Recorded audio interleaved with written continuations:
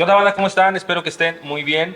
Una vez más aquí en el programa Muy de Hombres, muy contento porque pues creo que tenemos nuestro segundo invitado de esta temporada. Sí, en y, esta temporada no tuvimos muchos invitados, pero pues con un invitadazo el día de hoy.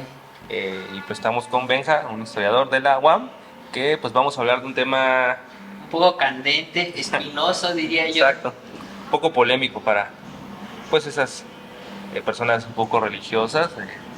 Cristianos y católicos creo que se podrían sentir un poco ofendidos, pero pues creo que es importante tratarlo.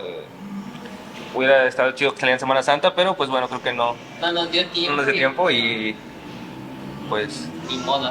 Pues el día de hoy, a propósito de que estamos muy de hombres, vamos a tratar el tema de Jesucristo, entendiéndolo historiográficamente, quizás un poco, pero también su figura como hombre, las expresiones de masculinidad que de él se desprenden. Y pues agradezco a mi compa, colega, amigo Benja, que el día de hoy nos acompañas. Y vamos a iniciar primero, antes que nada, quiero recuperar una parte de este libro de Vicente Leñero, el Evangelio de Lucas Gavilán, que me prestaste, Daniel, hace apenas unos días. Yo la verdad estaba un poco de, pues bueno, vamos a ver de qué se trata, pero justamente la introducción, el prólogo del libro, quiero leer una parte porque creo que se ajusta al día de hoy. Entonces comienzo. Voy a cambiarlo un poco porque aquí dice libro, nosotros vamos a decir podcast.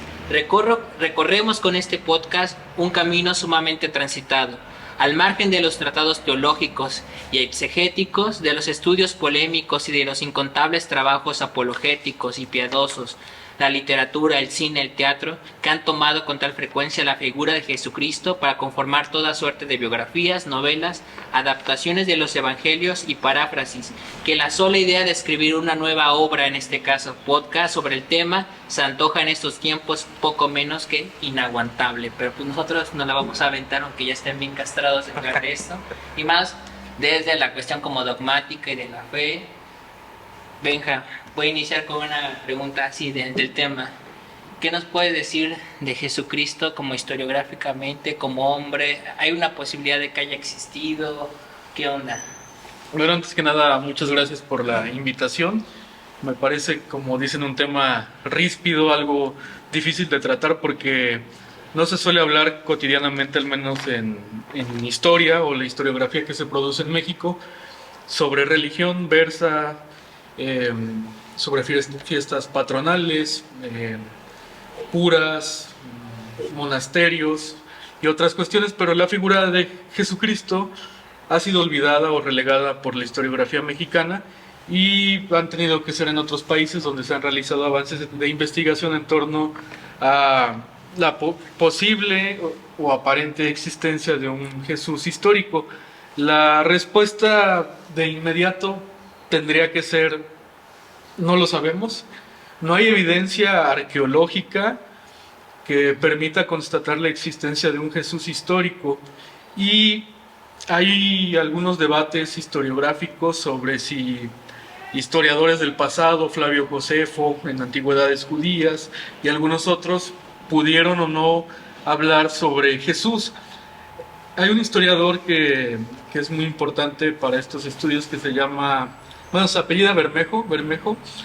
Él maneja la hipótesis de que Jesús pudo ser real, históricamente hablando, basándonos en el único hecho historiable de su vida, que es precisamente su muerte.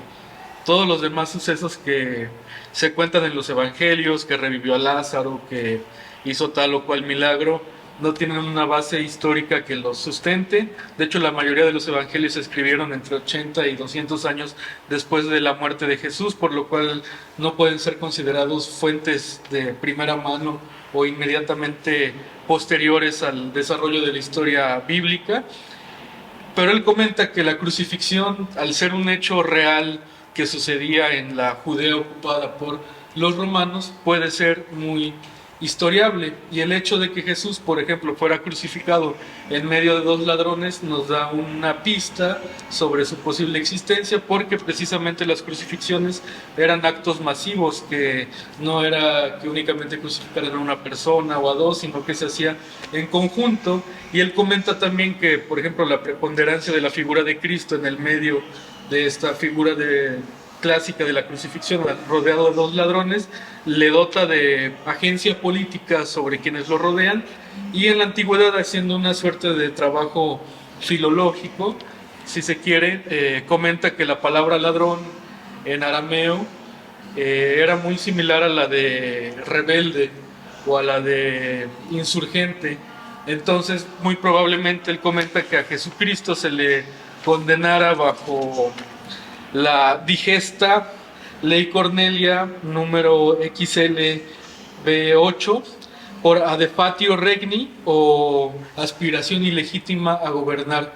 Esto quiere decir que si Jesucristo fue un insurgente, tiene todo el sentido del mundo que lo crucificaron junto a dos ladrones, porque las crucifixiones eran masivas, él en el medio porque era como cabecilla o líder de este movimiento sedicioso, y concuerda, digamos, con la parte más histórica del Evangelio, en la cual se narra que los judíos o el Sanedrín lo condenan por llamarse a sí mismo el Mesías, el ungido, o el nuevo rey de Israel, heredero de David, y eso era como una manera de mostrarse contrario al César, rivalizar en contra de la figura del emperador, por lo cual tiene sentido que se le juzgase bajo esta digesta. Y si Jesucristo era un insurgente que fue crucificado, entonces es posible que fuera real. Sin embargo, fuera de eso no hay nada que nos pueda constatar eso. Oye, bueno, también esta es como pregunta para Dani, para ti, Benja, y también yo te voy a dar mi punto de opinión, bueno, dando un salto ya de 2000 años posterior al dichoso después de Cristo. ¿Cómo interpretan esta figura de Jesucristo que normalmente vemos, la tradicional, el Cristo crucificado, semidesnudo, ensangrentado, la corona de espinas, barbado, cabello largo? ¿Tú cómo lo ves, Dani? Pues creo que es una imagen que no me gusta como estéticamente, o sea, yo no encuentro como esa, mucha gente, ¿no? Que la ve y pues la acaricia. Yo no encuentro como esa conexión, esa atracción, incluso pues como que se me hace un poco pues repulsiva o un poco como...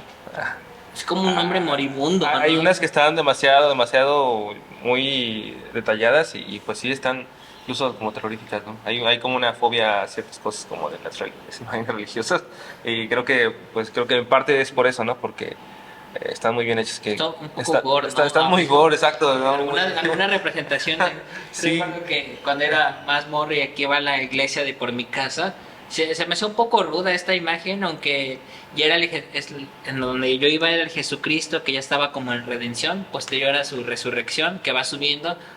Tenía manto blanco, y no sé si esto también sea una incongruencia, iba subiendo el manto blanco con la corona de espinas y también sangrentado. Bueno, así lo recuerdo yo. Pero a ver, Benja, en términos históricos, esto se fue adaptando, la imagen de Jesucristo, cómo se fue un poco como construyendo, digamos a grandes rasgos, o sea, porque al final nosotros ya es una mezcolanza de muchas cosas. Entonces está bien pensarlo en una cruz en esta forma, porque también he visto en otras ocasiones o he leído que había crucifixiones en X. ¿Cómo es esto, no? Y también los crucificaban desnudos o les ponían manto, ¿cómo era?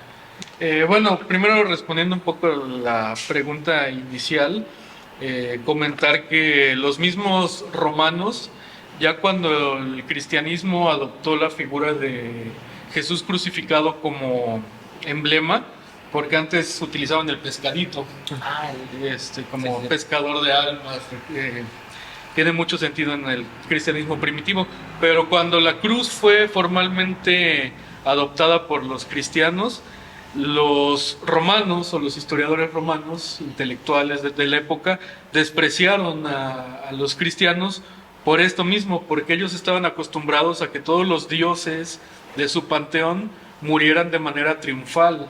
Es decir, Heracles, Hércules, fuerte, musculoso, todos los héroes de la antigüedad que morían y que los romanos, de los cuales los romanos tenían conocimiento, como Aquiles en la Ilíada, etcétera, tenían muertes gloriosas, y algunos como Justino, Plinio el Joven, Cecilio, eh, veían en Cristo una manera vil de morir, porque la crucifixión era considerada como la peor muerte que podía sufrir alguien, o la peor condena, la humillación más grande que existía, y les parecía irrisorio que los cristianos adoraran a un Dios crucificado, porque un Dios crucificado pierde toda la potencia, la potestad que tiene en el mundo, se le quita su masculinidad, precisamente se le arranca, y eso es un poco de lo que trataban de hacer en las crucifixiones.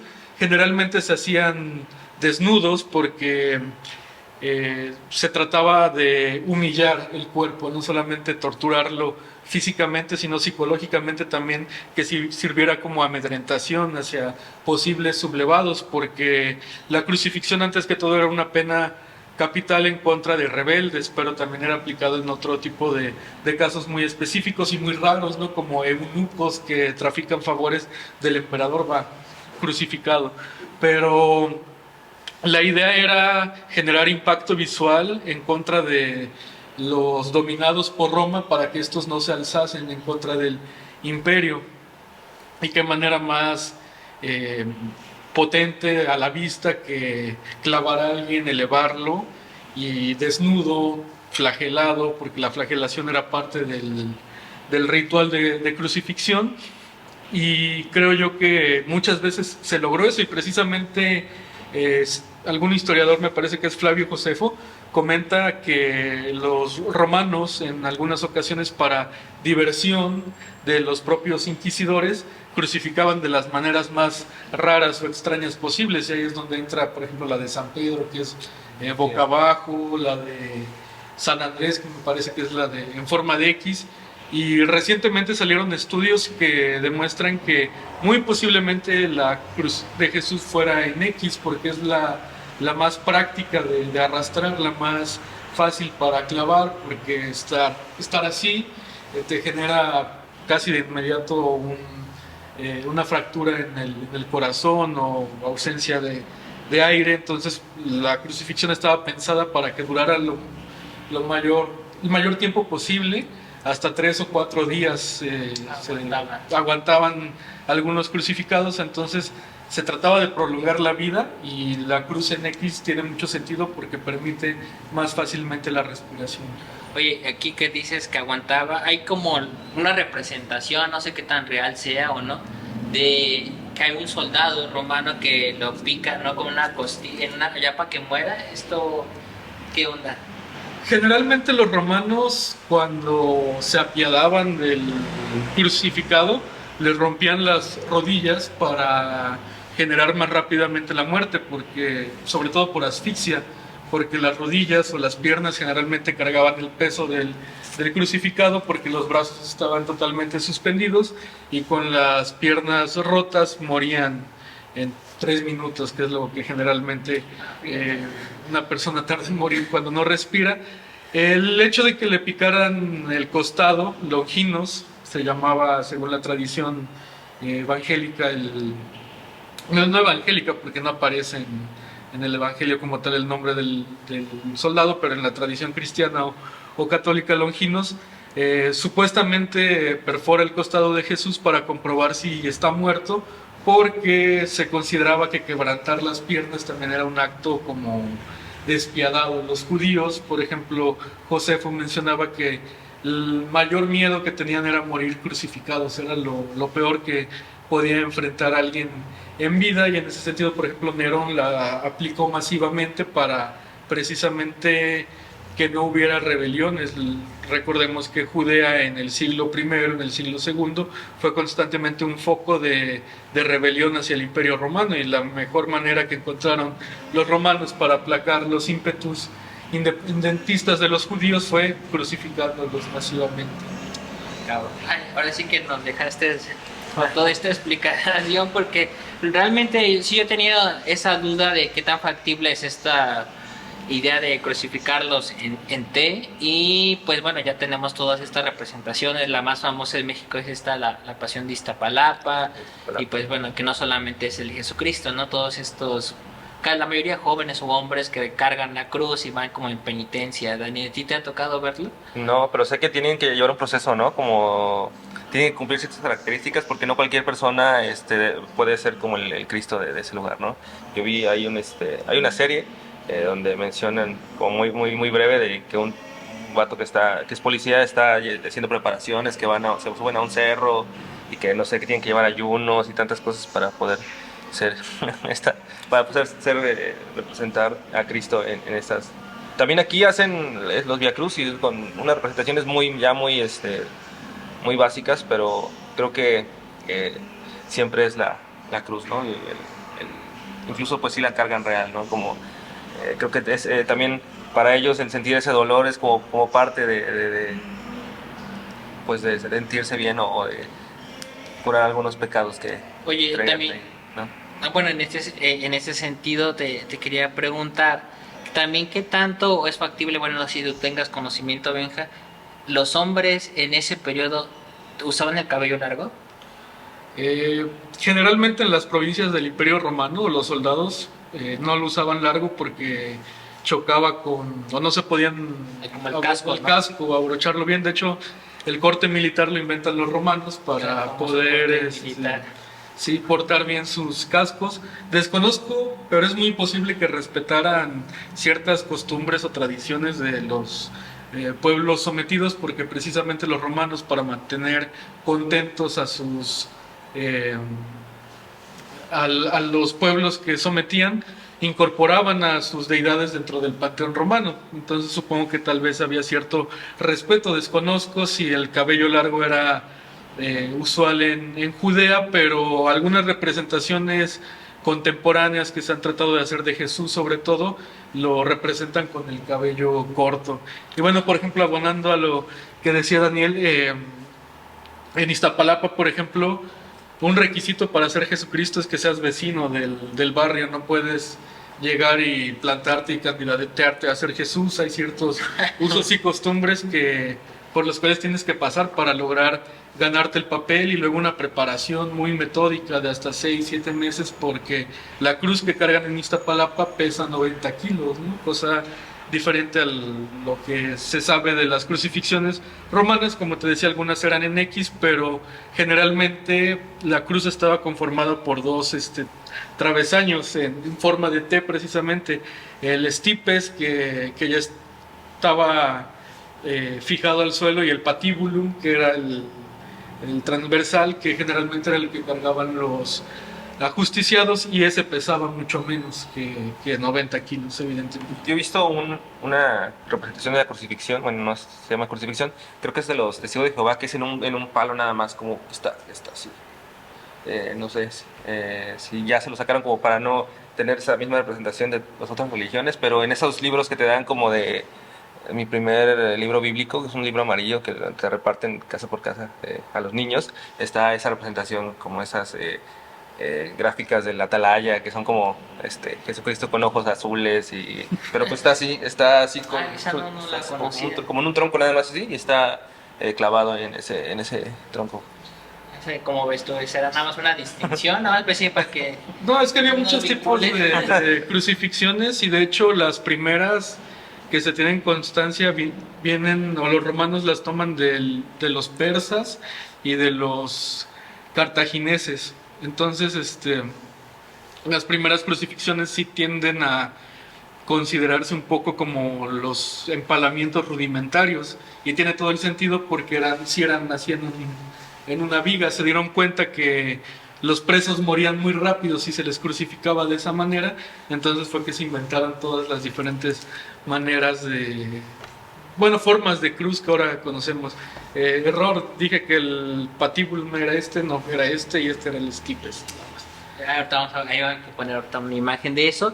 Y ahora ya tocaron un tema que ahorita también es muy importante mencionar, con esta idea del colonialismo, los procesos de racialización. Jesucristo evidentemente no era el caucásico de ojos azules, ojos verdes que nos venden, ¿verdad? No, para nada. Es una representación ya europea que se hace de Jesús. Sobre todo, uno de los retratos más famosos, se comenta que que era del amante de Miguel Ángel, me parece, ¿no? El que La pinta. clásica, sí, Sí. barba bonito, cabello ondulado, ¿no? Sí, entonces es una representación tardía. eh, de hecho, los miembros de la iglesia griega, por ejemplo, representan a un Jesús, digamos, todavía con rasgos más orientales, menos caucásico, menos europeo. Ya es a través de los siglos que se empieza a potenciar esta figura como, sí, europea, ibérica, no sé, germana, quizás incluso italiana, sobre todo pensando en la tradición de la pintura de representar a un Jesús caucásico, cabello largo, ojos azules o verdes. Sí, fíjate que yo ahí tuve también hablando del cuerpo de Jesucristo, así como hombre, de un libro que hay una tradición dentro del cristianismo que, bueno, cuando llega aquí a México a principios, finales del siglo XIX, principios del siglo XX, tenían una idea de que el cuerpo de Jesucristo, como en esta idea condensado de Europa, etcétera, era el ideal que deberían de alcanzar los mexicanos, ¿no? Porque si se acuerdan, siempre vemos un Jesucristo medio marcadillo, ¿no? Ujú, sí. Tiene su zigzag, el vato, o sea, medio musculado, quizás no con hipertrofia, no tan acá, pero siempre se ve así. Y decían, bueno, en cambio el indígena, el originario de México, pues está todo desguanzado, panzón, bebe pulque, etcétera. Entonces también el cuerpo de Cristo es como un ideal moral, ¿no? También por eso se representará de esa forma como un arquetipo de la masculinidad. Yo creo que las primeras representaciones de un Jesús fuerte fueron precisamente para tratar de rivalizar contra las referencias de desprecio que había de los romanos, las que comenté hace rato, de que él era un dios vil porque le habían arrebatado toda masculinidad, y cómo regresarle esa masculinidad a un cuerpo crucificado, pues evidentemente fortaleciéndolo Mamando, ¿no? físicamente. Poniéndolo ahora sí como Diría bien mamados, hijos de su puta madre, ¿no? Cartman en South Park, el cuerpo de Cristo es fuerte y musculoso, cuerpo de nadador. Entonces, Cuerpo, sí. muy a la Michael Phelps, ¿no? Me recuerda ese Jesucristo, sí, porque en realidad no hay como otro tipo de representaciones. Hace rato antes de que iniciamos el programa te comentaba de que vi, aquí en México está el Jesucristo que es negro, uno Ajá. negro, y por ahí me encontré una vez uno sin barba, que también se me hace muy particular. Y hace poco en España salió, a propósito también de la Semana Santa, un Jesucristo afeminado. O sea, a lo largo de la historia ha habido muchos Jesucristos, ¿no? Muchas representaciones. Cuéntanos de alguna que te parezca como cagada y que valga la pena comentar. Hay un grafito que se conserva que se llama Alexámenos adorando a su Dios, o Alexamendros, no desconozco bien la pronunciación en latín, quizás podrían poner la imagen, con Jesús con cabeza de burro. O sea, los romanos se burlaban constantemente de los cristianos y representaban a Jesús de las maneras más cagadas posibles, y creo que una manera de herir las susceptibilidades de los primeros cristianos era representando no solamente a su Dios o a su profeta crucificado, sino también poniéndole la cabeza de un animal irrisorio como es el burro. Y de hecho la misma pasión de Cristo nos presenta una aparente novedad, que es el escarnio.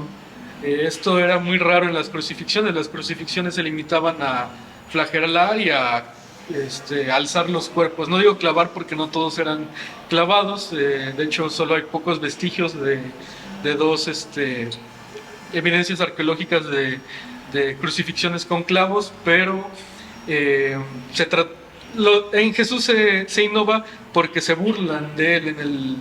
En el Nuevo Testamento se narra la coronación de espinas, el que le den un báculo, el que lo vistan de púrpura como para burlarse de su pretensión regia, y eso solo tiene un antecedente histórico que sí está documentado con Agripa I, otro judío que también fue crucificado, pero él lo disfrazaron no de rey sino de vagabundo, no lo coronaron con espinas sino con papiro, y lo obligaron a portar un cetro y lo pasearon en un burro antes de crucificarlo. Entonces sí hay como representaciones muy cagadas, creo que desde la antigüedad clásica ya están presentes, y precisamente por esta cuestión de ridiculizar a un Dios que ellos no consideraban digno de pertenecer al panteón romano, porque los romanos, hasta que Constantino oficializó el cristianismo, eran politeístas, y el cristianismo primitivo y el judaísmo pues es una religión abrámica que es monoteísta nada más.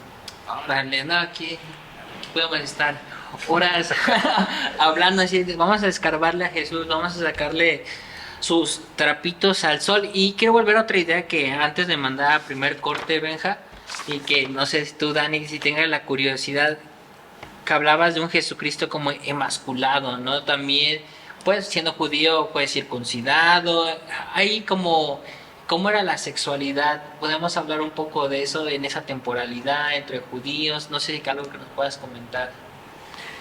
La sexualidad entre los judíos, bueno, era muy, supongo que muy clásica, muy parecida quizás a lo que actualmente entendemos, porque pues, venimos de esta tradición abrámica de las tres grandes religiones monoteístas que son el judaísmo, el cristianismo y el islam. Comparten mucho sus códigos morales, sobre todo en cuanto a la sexualidad, de monogamia, de respeto al varón como eje de la familia, repulsión al adulterio, ¿no? El Islam quizás es un poco más duro o estricto en sus dinámicas, pero dudo mucho que haya cambiado tanto. La sexualidad evidentemente era más abierta entre los romanos, entre los griegos. Foucault tiene, pues, en la historia de la sexualidad, comenta mucho al respecto, ¿no? Sobre cómo la masculinidad era vivida dentro de los antiguos griegos y romanos. Del judaísmo no tengo tantas referencias, pero supongo que era más hermética, más cerrada, en contraste con cómo se experimentaba la masculinidad o la sexualidad en general en el imperio, en otras partes del imperio romano o del griego. Ok, sí, sí, porque en realidad yo quería tener como esto presente porque, bueno, dando otra vez este salto cuántico, pues es un Jesucristo que, a pesar de que está mamado y se refortaleció en la cruz, o esta imagen que nos vende, pues es quizás también un hombre impotente, es asexuado. No conozco una representación donde lo pongan con genitales. ¿Hay alguna? Sí, hay algunas pinturas, sobre todo de la época del Renacimiento, donde lo pintan, valga la redundancia, desnudo, y en algunas de ellas sí se le pone miembro, pero también conozco estas otras representaciones donde parece estar castrado totalmente. Como una cosa liso, ¿no? Sí. La Max Steel. Max Steel. Como quizás para representar la castidad de Jesús que se promueve en el Evangelio. También viene la cuestión del manto de pureza, que es este taparrabos que se le suele poner a Jesús para representarlo en las crucifixiones que la mayoría de nosotros conocemos, en las iglesias, en los cuadros, en todas estas tradiciones, como para conservar su dignidad un poco, recordando que precisamente los crucificados estaban desnudos, era un requisito para continuar la humillación pública. Va, pues está chida esta plática, pero vamos a ir a nuestro primer corte y regresamos.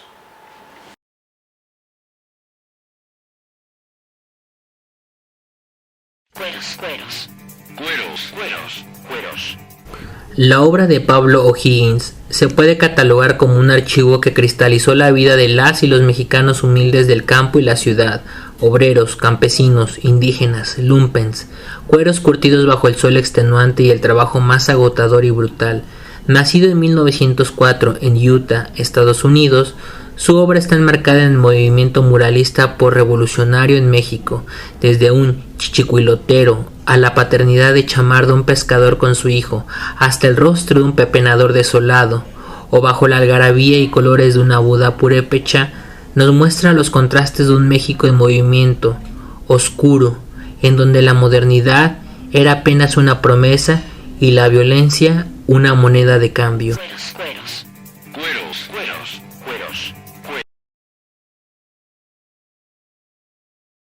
Bueno, banda, después de este primer bloque y estos primer corte, vamos a lo que hemos estado también haciendo últimamente, que te comentamos, Benja, es como analizar o pensar pues alguna cuestión de una novela, alguna película, y nos hemos enfocado como a producciones o creaciones mexicanas.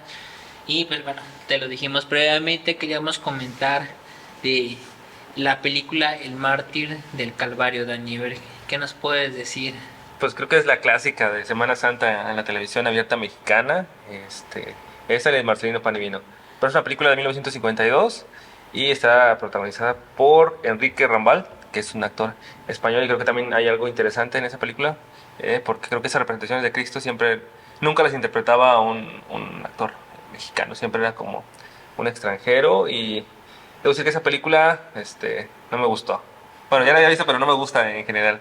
Pero ahorita vamos, ahorita vamos a platicar de A eso. ver, primero tu impresión personal, sin mucho dato ni análisis, ¿te gusta El Mártir del Calvario? No, se me hace una película muy, ¿cómo decirlo? Sí tiene una historia clara, evidentemente, pero como que el director solamente sacó sus frases favoritas del Evangelio, puso a este actor con su acento gallego a contarlas, y prácticamente es aventarte una tras otra todas las frases clásicas de Jesús, de no pon la otra mejilla, de... Las bienaventuranzas, ¿no? Sí. O sea, no es slow.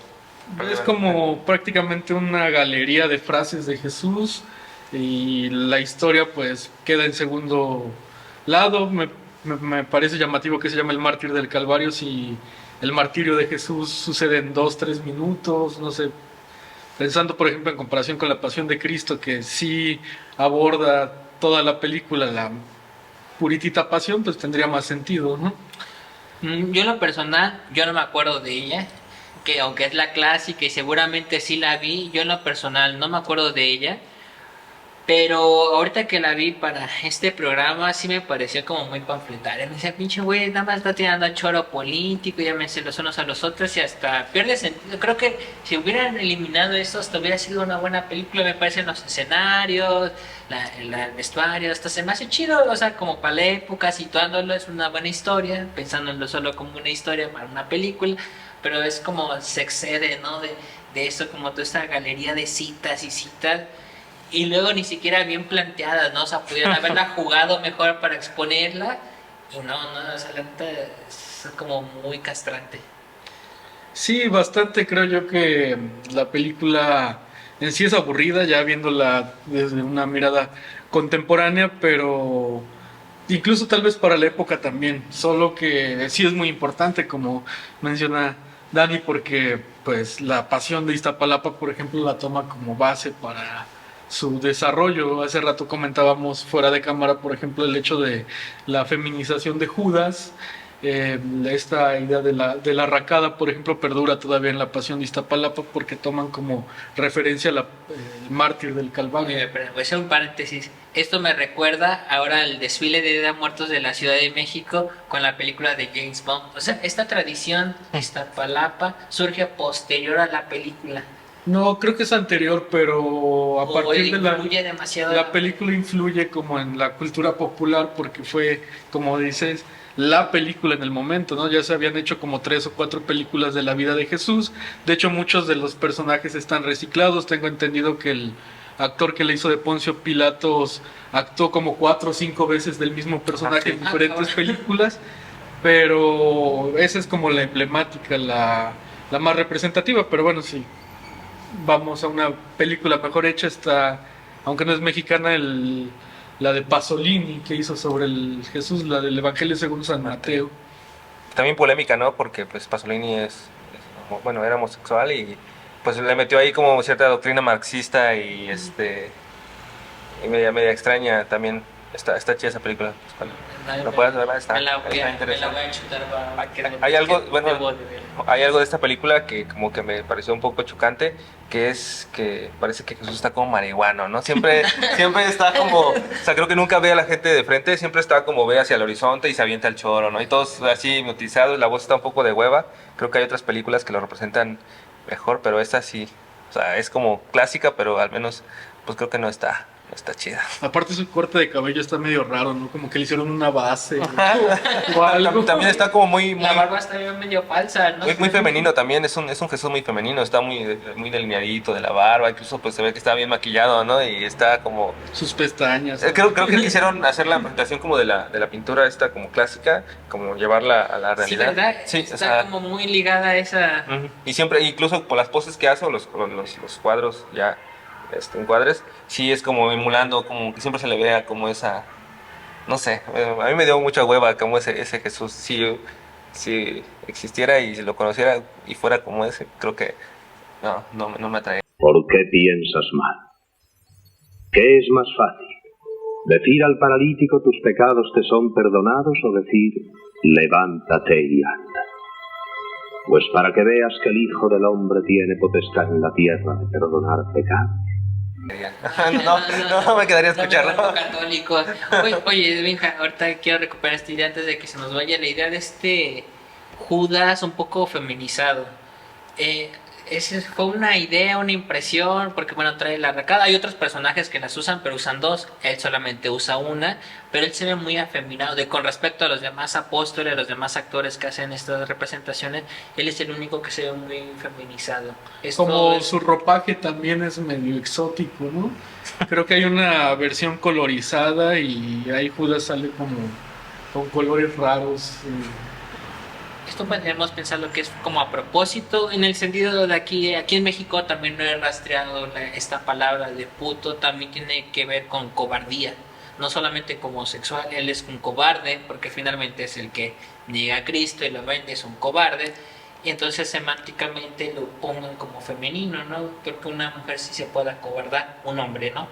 Entonces, ¿será por eso que lo hayan hecho así, o solo dio la casualidad que el actor se veía así? No, yo creo que tiene sentido lo que dices porque homosexualizar un personaje para demostrar su cobardía, argumentalmente, al menos en esta época, tiene todo el sentido. Es un ¿no? clásico. Era otro México, era un México, bueno, pues no es que el machismo haya desaparecido, pero más machista, ¿no? Entonces, como para marcar claramente quién es el traidor, pues hagámoslo un poco afeminado quizás. Sí, suena interesante. Sí. Oye, Benja, y por ejemplo, también previo a este encuentro nos comentabas que el Mártir del Calvario también, pues es enigmático, ¿no? O sea, dentro del cine, ¿puedo decir cine bíblico? ¿Qué sería más correcto decir cine bíblico, cine de Jesucristo, cine de católico? Que es como importante, ¿no? ¿Por qué? Creo que el cine bíblico sería más consistente porque, bueno, la figura de Cristo evidentemente es la central en la mayoría de las producciones, exceptuando, no sé, Ben-Hur, donde Jesús hace una pequeña aparición, pero siempre de espaldas, o en los 10 mandamientos, que es con Moisés, pero fuera de eso la mayoría sí son de Jesús, pero pues de alguna manera no todas suelen estar enfocadas en Jesús. Aquí salió una recientemente protagonizada donde Jesús Joaquin Phoenix hace de Jesús, y Rooney Mara hace de María Magdalena, que precisamente se llama María Magdalena. Como que han hecho nuevas películas que no giran en torno a Jesús, sino como era visto por sus miembros más cercanos. Incluso en el cine mexicano las primeras películas no eran exclusivamente sobre Jesús, sino de la visión que tenía de Jesús la Virgen María. Por eso está la de María, Madre de Todos, o algo así me parece. María Magdalena. Ajá. Jesús, María y José, que también es como la narración del niño Jesús, pero vista por sus padres. Entonces creo que cine bíblico encuadra un poco más. Ok, y aquí también otro dato que me comentabas es que México también ha sido como un productor de este cine. ¿Por qué a nivel mundial cómo está esta cuestión? Pues sin duda Hollywood se lleva de sí. calle a todas los demás países en cuanto a producción de cine bíblico, pero México creo que en la década de los 50, de los 40 también hubo mucha producción católica. Por ejemplo, ahora me viene a la memoria la de Tepeyac, que habla exclusivamente sobre San Diego, Juan Diego, y la aparición de la Virgen. Pero México sí tiene mucha carga de este tipo de cine. Marcelino Panivino, que creo que su primera representación fue española, pero aquí también constantemente la pasaban y esta serie de películas, como comentaba el actor este de Poncio Pilatos, hizo de Poncio Pilatos 4 o 5 películas, lo cual refleja que en la época sí era muy predominante Jesús para la industria cinematográfica. Quizás tenga que ver, y tendría que constatar el dato, no recuerdo bien quién era el presidente, pero creo que fue Ávila Camacho quien llamó a que se hiciera cine con fervor, con fe, con representaciones bíblicas, y por ahí quizás los productores se engancharon y trataron de sacar estas producciones que fueron bastantes para la época. Recientemente, no sé, desconozco si hay alguna película mexicana de Jesús de los últimos 10, 15 años, lo dudo, pero en el momento sí fue muy marcado. Ahorita voy a retomar alguna idea. Aquí es como el papel también de la industria de los medios y de los medios de la comunicación con el cine, el gobierno, esta triada, también la iglesia. Como también nosotros, bueno, somos casi todos millennials, nosotros nos la aventamos cada Semana Santa. Si no tenías cable, te chutabas la jornada bíblica en casa. Había unas que a mí esta me llegó a gustar mucho, esta animada de, creo que es de Moisés. Ah, El Príncipe de Egipto. El Príncipe de Egipto, ¿no? Esa como me latía, esa siempre me gustaba, yo sí esperaba la época para verle, igual que en diciembre ver Titanic, que era, o sea, nos acostumbrábamos a sus ciclos porque no había de otra, y clásico, aventarte Ben-Hur, los 10 mandamientos, pero también esto era una parte de una política. ¿Qué nos puedes decir de esto, Benja? Personalmente o desde tu propio análisis. Creo que sí obedece a alguna clase de adoctrinamiento por parte del Estado, pensando en que el 90 y tantos % de la población mexicana es católica. Evidentemente hay que regalarle a las masas lo que más consumen, y en Semana Santa pues ni se diga. La Pasión de Cristo de Iztapalapa tiene constantemente 1 millón de visitantes anualmente. La transmisión, ¿no? O sea, yo nunca he ido, pero terminaba viendo la transmisión, no quedaba de otra, ¿no? Por TV Azteca. Era de TV Azteca, se la ganó Televisa, ¿no? Entonces había que ver, sí, tal cual, el Mártir del Calvario era uno de los clásicos, Marcelino Pan y Vino, el Manto Sagrado, Barrabás y todas estas, Jesús de Nazaret, esta película que dura como 6 horas, que realmente creo que era una miniserie o algo así, pero al final la sacaron como en formato película y mi abuela me ponía a verlas, y creo que sí obedece como que a la tradición católica o cristiana que el mexicano tiene, ¿no? Sí, que le fue impuesta, pues. Sí, no, para mí era la tradición de Semana Santa. Ya no sé cuándo la perdí, si cuando me hice grande y me negaba a verlas, pero toda, al menos la infancia, quizás hasta la secundaria, era como, pues ya las tengo que ver porque no hay de otra. Y era un sábado, ¿no? Como el sábado en la mañana pasaban las de niños, ¿no? Y ya después pues ya se aventaban las de adultos, y pues hasta a veces sí las esperaba, ¿no? Sí me gustaban. Y ahorita como que se desvaneció un poco esto, todavía seguirán pasando esta... Todavía pasan. ¿Sí? De hecho, el viernes es el día en que pasa la Pasión de Cristo, como la fuerte, ¿no? O el domingo en la noche. Bueno, el domingo creo que no, porque el domingo ya se supone que es el domingo de resurrección. Ya es como que ya se olvida todo un poco de eso, pero creo que el viernes. Y ya el sábado es los 10 mandamientos, Ben-Hur. Hay una que se llama El Cristo que vino del mar, de un niño que se encuentra, que él trae un Cristo y el niño se lo encuentra. Y es como Marcelino Pan y Vino, pero en una versión nueva. Y hay más. Sí, no, bueno, también ahorita una serie que ya nos marcó un poco ya más grande, La Rosa de Guadalupe. Y si bien no es Jesucristo ni nada, pero bueno, creo que llevan más de 2000 capítulos. Ya van muy avanzados y siguen, ¿no? Que parece que lo producen diario porque pasa algo polémico en redes sociales. Ya está el capítulo de esa madre. Esta conductora Sabina Berman en su programa de Largo Aliento entrevista al productor de La Rosa de Guadalupe, dice que sí, que sacan mínimo a la semana de 2 a 3 originales, y ahorita como tienen pues ya una biblioteca, pues van metiendo rellenos, y al año sacan como 2 o 3 capítulos especiales. A veces salen en Semana Santa, por diciembre o así, sacan los especiales de 2 horas y media, así aproximadamente, que ya son películas, como 3 al año. El 12 de diciembre debe estar como... Así que bueno, el 12 de diciembre es la clásica, y que bueno, que es como la más consumida en América Latina, y que ha llegado a países donde ni siquiera son, pues no creen en la Virgen, como Japón o China, no sé, que ha llegado a todo pinche mundo La Rosa de Guadalupe, ¿no? Sobre todo suben sus videos a YouTube, me parece, ¿no? Y ahí pone- Capítulos. Y ahí es En cuando- Facebook, en los Reels, te aparece ahí el capítulo como la parte como cagada, ¿no? Creo que ya lo hacen también de alguna manera ya como que pierdas la seriedad y o sea, nada más para cotorrear, yo Sí, creo. yo lo he visto, ¿no? El clásico de las monas de guayaba, la banda que De papel, los azulitos. de los azulitos y todo, hasta ya hay uno del Temach. Ah, sí, cierto. Está cagado, ¿no? Pero bueno, ya para regresar otra vez al Mártir del Calvario, algo que decías que es extraño, yo cuando la vi, bueno, se llama así, y dije, bueno, ¿y en qué momento van a crucificar a este güey? No, o sea, nada más le dedican como 2 o 3 minutos. O sea, al final no tiene ni mucho caso el nombre, pero cuéntanos un poco como más este suplicio, volvamos a eso, porque yo creo que, aunque yo no la he visto, pues tengo todas las referencias que se han hecho de la Pasión de Cristo de Mel Gibson, ¿no?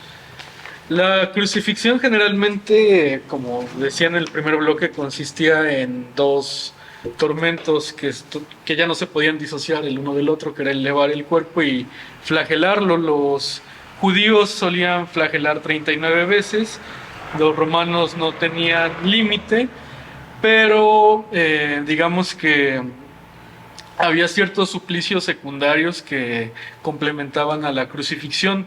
En algunos casos se trataba de torturar a las personas ya estando clavadas con brea, vertiéndole cera o haciendo humo con leña húmeda para tratar de asfixiarlas. O en el caso de Nerón, según Josefo, por ejemplo, se les hostigaba los genitales. Si crucificaban mujeres, se les introducía algo. Si crucificaban hombres, estaba permitido que los verdugos se acercaran a picar los genitales del varón también. Entonces era muy complementario todo. Granger Koch, un estudioso del tema, la llama la crucifixión como la tecnología romana de la muerte por todo lo que implicaba, porque también era un espectáculo visual que trataban de llevar a veces a los familiares, y por eso hace rato hablando de la crucifixión histórica, tiene sentido, por ejemplo, que María Magdalena y María Madre estuvieran ahí llorando a los pies de la cruz, porque generalmente los romanos se esforzaban para llevar a los familiares a que vieran a su familiar crucificado, y en algunos casos incluso crucificaban a los familiares del crucificado Ya de para que pilón, los ¿no? viera morir frente a sus ojos. Algunas veces se dejaba que los perros o las bestias se comieran el cadáver, y finalmente, como para constatar que era la peor muerte posible, se les negaba el entierro, o se dejaba que se pudrieran en la cruz, o se les bajaba y que se lo comieran los animales. Oye, aquí también algo que quiero preguntarte, Benja, que puede ser algo también polémico.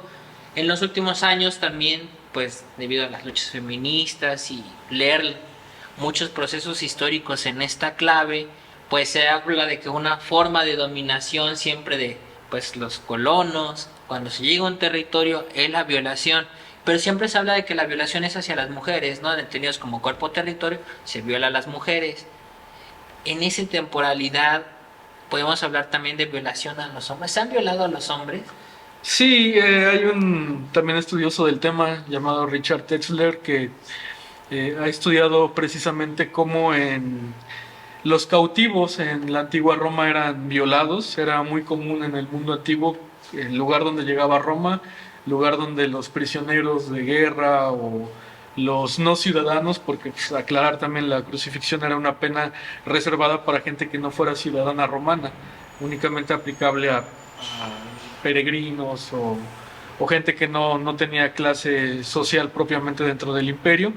Se les solía violar, precisamente de ahí viene una hipótesis bastante atrevida en su tiempo, fue lanzada en el 99 del historiador David Toms, que sostiene que los evangelios nos narran lo que sistemáticamente se puede considerar un abuso sexual. ¿Por qué? Porque Jesús es crucificado, y ya hablamos un poco de lo que significa la crucifixión: desnudar, atormentar a veces los genitales de las personas, pero él, en una suerte de análisis valga la redundancia, desde el psicoanálisis lo piensa como una castración metafórica, porque a una persona crucificada le quitas toda movilidad y lo tienes inerte ahí para hacerle lo que tú quieras.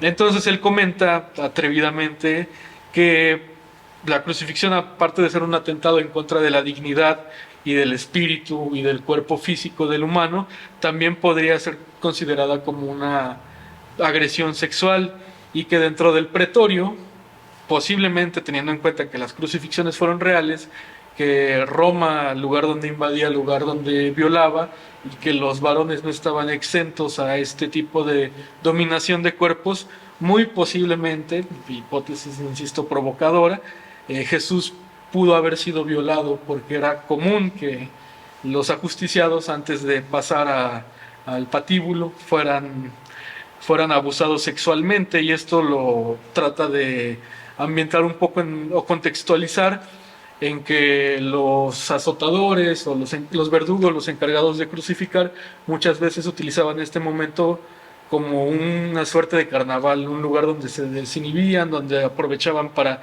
desquitarse en contra del condenado de todo lo que ellos padecían en la vida, se emborrachaban, y pues él sostiene que ahí pudo suceder una violación, ya sea literal o metafórica.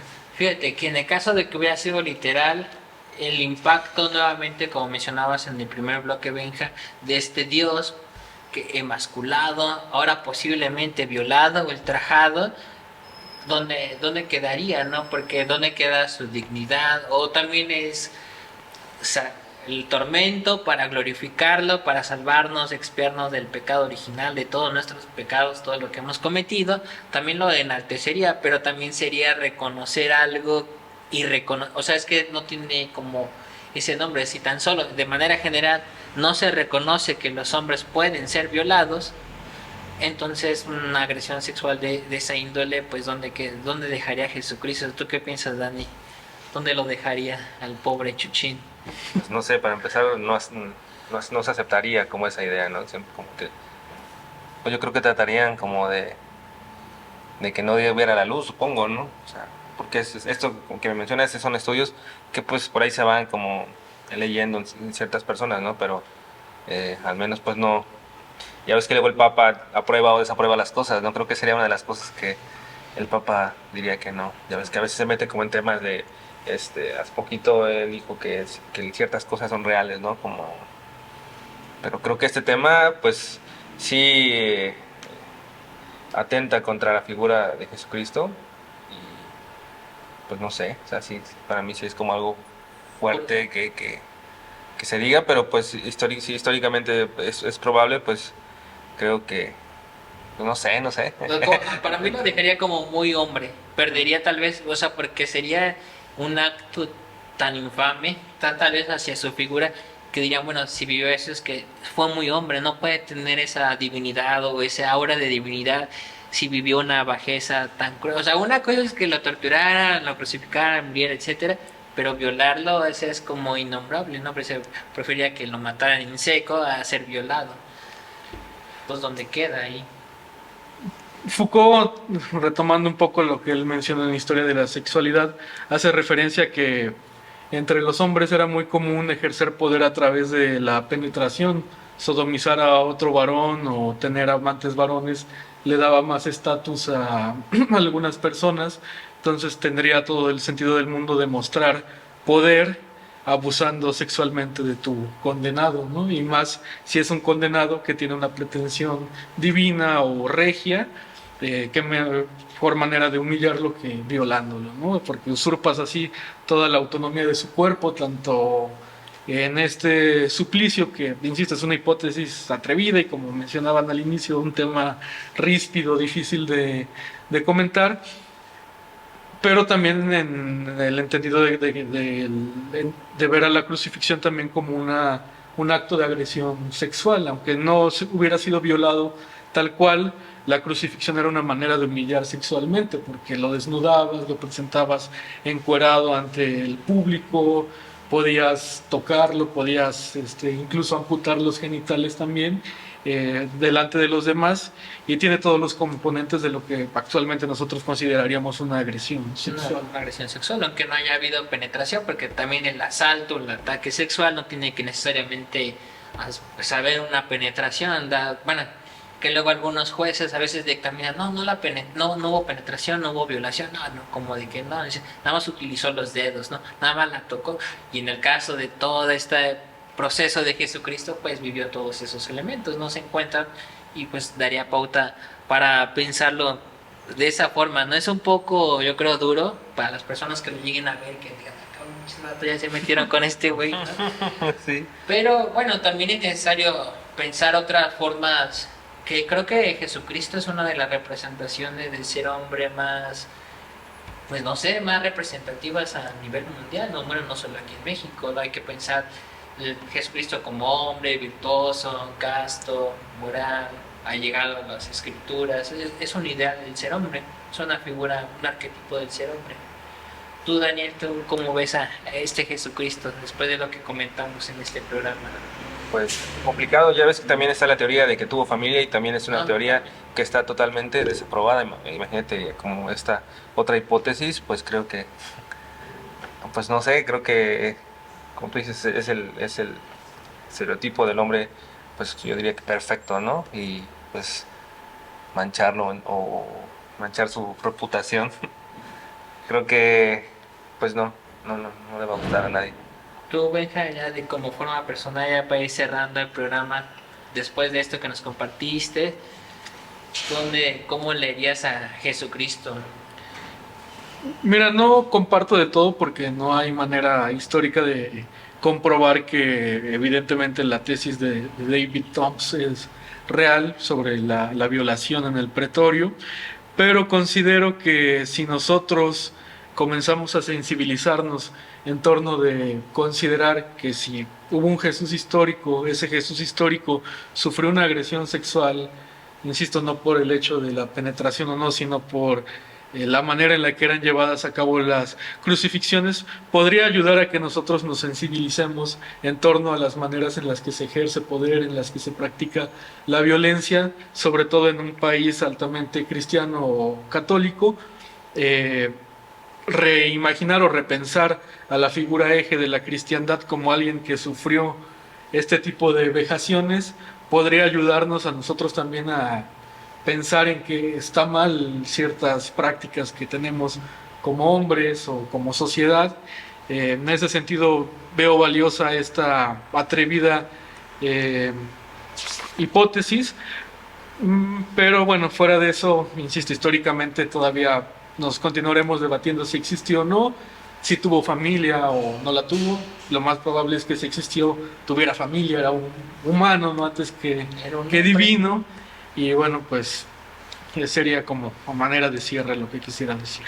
Fíjate, yo pensaría que a partir de esta posible hipótesis, bueno, de esta hipótesis, también pensar cómo la Iglesia ha ocultado las vejaciones a menores, todo lo que oculta, digamos, ya esta Iglesia como institución, pues no solo de las muertes, asesinatos, no voy a decir la palabra porque ya no la han censurado, de estos abusos a menores, ya nos han censurado por ahí, pero pues tenemos toda esta carga, ¿no? Este peso, este lastre que tiene la Iglesia, toda esta deuda que tiene y siempre tendrá, pues decir, bueno, ahora imagínate que tu máxima representación vivió lo que tú ocultas constantemente, ¿no? O sea, como que sería un choque muy impactante, y me gusta esto que compartes, Benja, esta reflexión de esta sensibilización sobre esto, ¿no? También nosotros decir, bueno, también nosotros podemos ser agredidos, nosotros no somos, y no digo para victimizarnos de, ay, pobrecitos hombres, ni nada, no, pero también la agresión sexual, la agresión, la violencia de género es transversal,